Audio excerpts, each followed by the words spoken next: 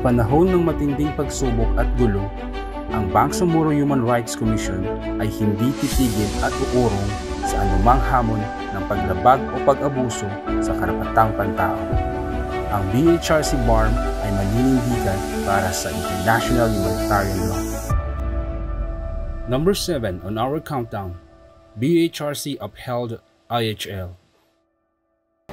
As the Chief Officer of the Human Rights Affairs Office of the Cotabato City Police Office, we are very grateful for this opportunity given by the Bangsamoro Human Rights Commission to the invitation extended to both the PNP and AFP. One of the important topics discussed this afternoon and the entirety of the activity is, of course, the importance of human rights, on which we in the PNP strongly adheres and is very willing to extend as well as to educate our fellow duty bearers and other law enforcement agencies. Naniniwala po kami na sa pagrespeto ng karapatang pantao ng bawat isa ay nagkakaroon po ng pantay-pantay at justisya ang ating pamayanan at ang Pilipinas.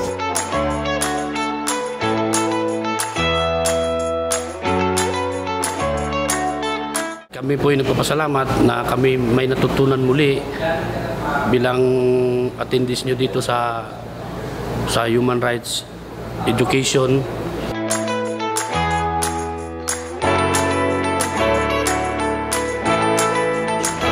Unang-una po, ito po isang honor and privilege to the members of the PNP na magkaroon po ng activity na ganito upang ma-enlighten po ang ating mga kapulisan at kasundaluhan regarding on the basic human rights and as well as the international humanitarian law. Ito po ay isang bagay na makakatulong po sa kapulisan upang sila po o kami po ay aware of the human rights violations and the human rights abuse.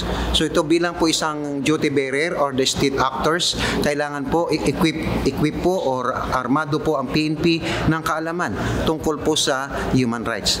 So ang Bangsamoro Human Rights Commission ay kami po ay nagpapasalamat dahil sana po ito po ipagpapatuloy ninyo ang inyong adhikain or advocacy and as well as the promotion for the seminars and enlightenment to the members of the duty bearers, especially the Armed Forces of the Philippines and the Philippine National Police.